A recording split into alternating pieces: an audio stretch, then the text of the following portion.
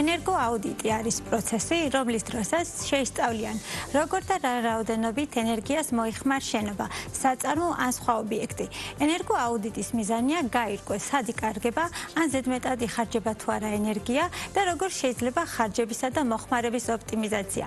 მარტივად რომ ვთქვათ, ენერგოაუდიტი გვიჩვენებს, როგორ გამოვიყენოთ ენერგია უფრო გონივრულად. უფრო მეც ენერგოაუდიტის ჩატარების წესსა და ვალდებულებებზე სტუმართან ენერგოეფექტურობისა და განახლებადი ენერგიების პოლიტიკის და მდგრადი განვითარების დეპარტამენტის უფროსთან მარიტა არაბიძესთან ერთად ვისაუბრებ. მოგესალმებით მარიტა, პირველ რიგში დიდი მადლობა რომ ხართ ჩვენი სტუმარი. მოგესალმებით, მადლობა რომ მომიწვიეთ. მარიტა, საუბარი დავიწყოთ ენერგოეფექტურობის კანონის შესაბამისად აღებულ ვალდებულებებზე. 31 დეკემბრიდან პირველი კატეგორიის საწარმოებისთვის სავალდებულო გახდა ენერგოაუდიტის ჩატარება. სანამ უშუალოდ წესად ამ პროცედურებზე ვისაუბრებთ, იმ მაყურებლისთვის ვისაც ჯერ კიდევ არ არის ცნობილი, მე ვიცი რომ თქვენ მუდმივად გაქვთ შეხვედრა კერძო სექტორთან და საწარმოებთან, მაგრამ კიდევ ერთხელ რომ განსაზღვროთ, რა კრიტერიუმებს უნდა აკმაყოფილებდეს საწარმო იმისთვის, რომ პირველ კატეგორიად ჩაითვალოს. პირველ რიგში მოგესალმებით, მივესალმებით ტელემაყურებლებს, ძალიან დიდი მადლობა მოწვევისთვის, ძალიან მნიშვნელოვან საკითხს შევეხეთ. დიახ, თქვენ სწორად ბრძანებთ, რომ პირველი კატეგორიის საწარმოებისათვის შემოვიდა გარკვეული ვალდებულება, მაინც მინდა რომ შეხსენებასავით გავაკეთო. ჩვენ 2020 წლის დასაწყისში მივიღეთ ორი უმნიშვნელოვანესი კანონი, ეს იყო ენერგოეფექტურობისა და ცალკე შენობების ენერგოეფექტურობის შესახებ კანონი და უკვე 2024 წლის ივლისში შევიტანეთ ცვლილება, ანუ ცოტა უფრო გამკაცრდა ეს კანონები პირვანდელთან შედარებით, რაც ახალი დირექტივის ტრანსპოზიცია მოვახდინეთ. რაც შეეხება პირველი კატეგორიის საწარმოს, როგორც წესი, პირველი კატეგორიის საწარმოს დეფინიციაში არის სამი ძირითადი მიმართულება. ეს არის 100 მილიონის ბრუნვა, 50 მილიონი საწესდებო კაპიტალი და 250-ზე მეტი დასაქმებული ადამიანი უნდა ყავდეს კომპანიას. შესაბამისად, ენერგოაუდიტი ვრცელდება პირველი კატეგორიაში გადის ის საწარმოები, რომელიც ამ სამიდან ორს მაინც აკმაყოფილებს. სექტორზეც კითხავთ, რა სექტორებში მოქმედ საწარმოებზე აქვს? დიახ, ასე არ არის სექტორი და ჩვენ ყოველთვის გვაქვს ხოლმე ბიზნესთან შეხვედრა და პირველი კითხვა, რაც დაისვა ბიზნესთან, იყო იქნებ განსაზღვროთ სექტორი. ასე არ განისაზღვრება სექტორი. ამ სამი მოცემულობიდან ორს უნდა აკმაყოფილებდეს, რომ ის გადიოდეს საწარმოში. აი მაგალითისათვის, ხშირად იყო ასეთი მოსაზრება, რომ სადაც ტექნოლოგიური ციკლი მიდის, მაინც და მაინც იმ საწარმოებს უნდა ეხებოდეს. არა და ასე არ არის, შეიძლება ეს იყოს დიდი შენობა, შეიძლება ეს იყოს საწარმო, სადაც ტექნოლოგიური ციკლი მიდის და ასე შემდეგ, შეიძლება ეს იყოს ტრანსპორტის სექტორი. შესაბამისად, თუ ამ სამი მიმართულებიდან ორს აკმაყოფილებს, ის გადის პირველი კატეგორიის საწარმოში და ყველა ვარიანტში მათ ეკუთვნით ენერგოაუდიტის ჩატარება. რასაკვირველია, ენერგოაუდიტის სხვადასხვა მიმართულებები იქნება, შენობებისთვის სხვა იქნება, საწარმოსთვის სხვა ტიპის კვლევის ჩატარება იქნება, ტრანსპორტის სექტორისთვის ასევე სხვა ტიპის იქნება, რომელიც ჩვენ გაწერილი გვაქვს მთავრობის დადგენილებაში და ასევე გაწერილი გვაქვს დეტალურად ყველა ეს მიმართულება. უშუალოდ წესზე ვისაუბროთ, აი როგორ უნდა ჩატარდეს პროცესი ამის, როგორ წარმოგიდგენიათ და ვინაიდან ეს არის სავალდებულო, რა პერიოდულობით მოუწევთ საწარმოებს ენერგოაუდიტის ჩატარება? დიახ, ჩვენი კანონის მიხედვით და ასევე შექმნილი არის ენერგოაუდიტის წესი, თვითონ ჩვენ უკვე დამტკიცებული გვაქვს, სადაც დეტალურად არის გაწერილი თუ რომელი ISO სისტემების მიხედვით უნდა მოხდეს ეს კვლევა წარმოდგენილი, ეგრეთ წოდებულ კვლევას ვსაუბრობ გულისხმობ ენერგოაუდიტს. აქ არის ერთი ძალიან მნიშვნელოვანი საკითხი, რომ 2025 წლის 31 დეკემბრიდან მათ უკვე აითვალათ, ასე ვთქვათ, ამოქმედება. რას ნიშნავს ეს? საწარმო ვალდებულია ჩაატაროს ენერგოაუდიტი ამოქმედებიდან 4 წლის მანძილზე.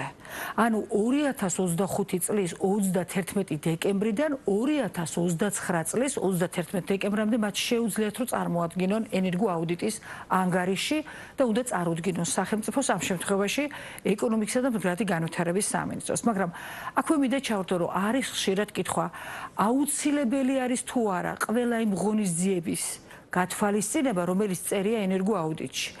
ასე არ დგას საკითხი, ენერგოაუდიტი და საერთაშორისო პრაქტიკა ამბობს, რომ საწარმომ უნდა გააკეთოს ენერგოაუდიტი და ნახოს, რა ტიპის ღონისძიებები ჭირდება იმისათვის, რომ მან ენერგიის შემცირება მოახდინოს თავის პროცესებში, ეს იქნება შენობა, ეს იქნება საწარმოო პროცესები და შემდეგ და რასაკვირველია ამით დაზოგოს თანხა და უფრო მეცაც გეტყვით, რომ ეს თანხის დაზოგო მარტო კონკრეტული საწარმოსთვის არ არის, ამას უფრო დიდი მნიშვნელობა აქვს.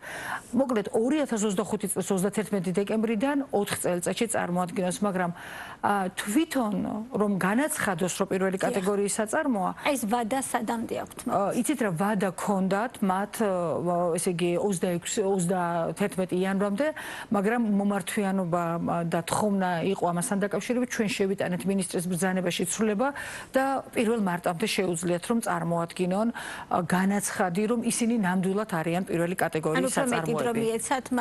დიახ, ეს არის სპეციალური ფორმა, ერთგვერდიანი ფორმა, რომელიც თან ახლავს ჩვენ ენერგოაუდიტის წესს, რომელიც უკვე შემუშავებული გვაქვს 2025 წელს იქნა ეს დამტკიცებული და სწორედ ამ წესის ერთ-ერთი ასე ვთქვათ მონაცემები თუ რა უნდა წარმოადგინონ ამ სამი კრიტერიუმიდან რამდენ საკმაყოფილებენ, ჩვენ კი ვისაუბრეთ, რომ ორს მაინც უნდა აკმაყოფილებდნენ, მაგრამ არის საწარმოები, რომელიც სამივე საკმაყოფილებს. ამიტომ აუცილებლად უნდა წარმოგვიდგინონ მინიმალური ინფორმაცია თვითონ კომპანიის შესახებ, რომ ჩვენ ბაზაში გავაჩინოთ და გქონდეთ მათთან კომუნიკაცია აღნიშნულ თემასთან დაკავშირებით. ხარჯებზეც მინდა გკითხოთ, არ ვიცი რამდენად რელევანტურია ეს კითხვა და თუ არის ასე ფიქსირებული ხარჯები, მაგრამ ალბათ ესეც ერთ-ერთი კითხვა არის, რაც მათ დაინტერესებს.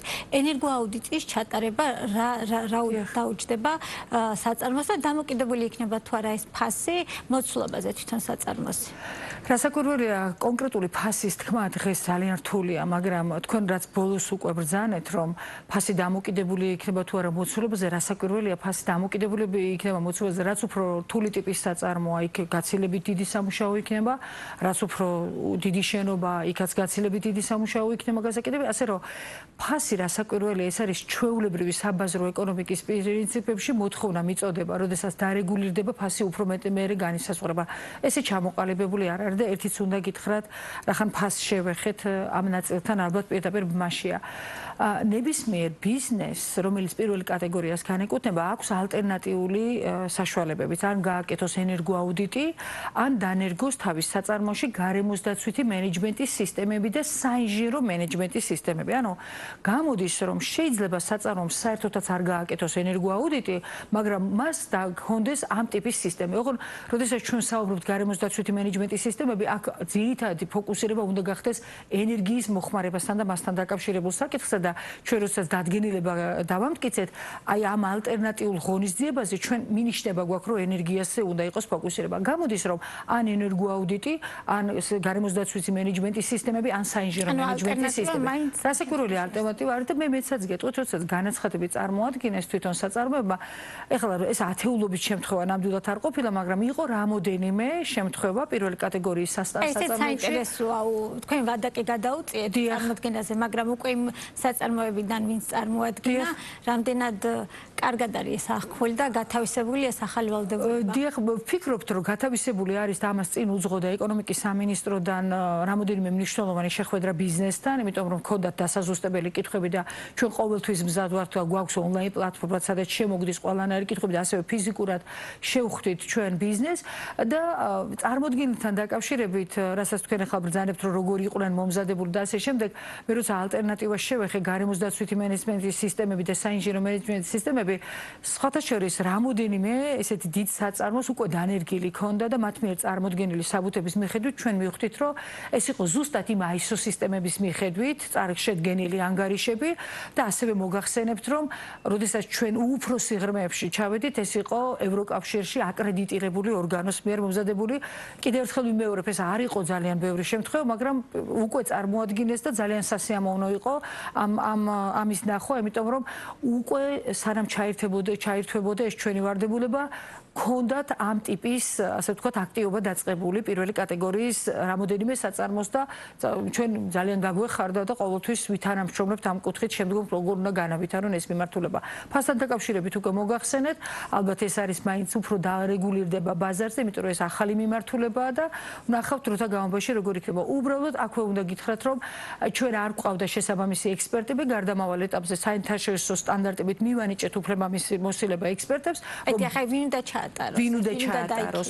დიახ, ვინ უნდა ჩაატაროს? ეს არის ზუსტად ამ სისტემების მცოდნე ადამიანები და ასევე დიახ, სერტიფიცირებული, თუმცა უნდა გითხრათ, რომ ეკონომიკის და მდგრადი განვითარების სამინისტროს CP, ეს არის სერტიფიცირების ორგანო, ჩაერთო ძალიან აქტიურად და ჩვენ მათთან ერთად ვაკეთებდით ბიზნესთან შეხვედრებს, რომ მათ მიეღოთ კომპეტენტური ორგანოებისგან პასუხი თუ როგორ შეუძლიათ მოემსახურონ და თუ ვინ უნდა დაიქირავონ ამ პროცესებში. ჩვენ ამის დეტალური განმარტება მივეცით და აკრედიტაციის ორგანო მზად არის მიმართვიანობისთვის. ჩვენთვის როგორც ცნობილია დაინტერესებულები არიან უკვე ამ ნაწილში და ჩვენ უკვე ზუსტად ამ ორგანიზაციასთან თანამშრომლობის საფუძველზე ბაზარზე გავაჩენთ მომსახურე ორგანიზაციებს ან ფიზიკურ პირებს, რომლებიც მოემსახურებიან ბაზარს. მაირტა, ჩვენ ამ გადაცემის ფარგლებში სხვადასხვა სტუმართან ხშირად გვისაუბრია იმაზე, რომ ენერგოეფექტურობა ძალიან მნიშვნელოვანია და ენერგიის დაზოგვას ძალიან ბევრი დადებითი მხარი აქვს. აი, ენერგოაუდიტის ჩატარების შემთხვევაში კომპანიას გარდა იმისა, რომ ხარჯი დაეზოგება, კიდე რა საწარმოს ამ შემთხვევაში კიდე რა დადებითი სიკეთე შეიძლება რომ მას მოუტანოს ენერგოაუდიტმა ეს საწარმოს გადმოსახედიდან და ასევე აი ქვეყნის ჭრილში, ქვეყნის ენერგეტიკულ სტრატეგიასთან მიმართებაში ამ ღონისძიებების ჩატარება რამდენად კარგად დაისახება ჩვენ სამიზნე მაჩვენებლის მისაღწევად. დიახ, მოგახსენებთ, ძალიან მნიშვნელოვანი კითხვაა და მოდი ბოლოდან დავიწყებთ ქვეყნის ჭრილში თუ რა მნიშვნელობა აქვს ამას. თქვენ მოგეხსენებათ, რომ ბევრ ქვეყანას, მათ შორის საქართველოს 2030 წლისთვის აქვს სამიზნე მაჩვენებელი, როგორც ენერგოეფექტურობაში, ასევე განახლებად ენერგიებში და ენერგიის ხელმისაწვდომობის ნაწილში. უნდა გითხრათ, რომ ეს საკმაოდ ამბიციური სამიზნე მაჩვენებლებია, მათ შორის ენერგოეფექტურობის კუთხით, ამიტომ ჩვენ ეტაპობრივად აუცილებლად უნდა დავიწყოთ და მე აქვე გეტყვით, შეიძლება თემატიკას ცოტა სცდება, მაგრამ როდესაც ჩვენ ახალი შენობებისათვის შემოვიღეთ მინიმალური მოთხოვნებასთან დაკავშირებული მოთხოვნები, სწორედ ზუსტად აი ამ ენერგეტიკული დამოუკიდებლობის წინაპირობაა და ყოველთვის ვამბობთ, რომ საქართველოს ენერგეტიკული დამოუკიდებლობისათვის არის ორი მნიშვნელოვანი, რასაკვირველია, ქვემიზნები კიდე ბევრია.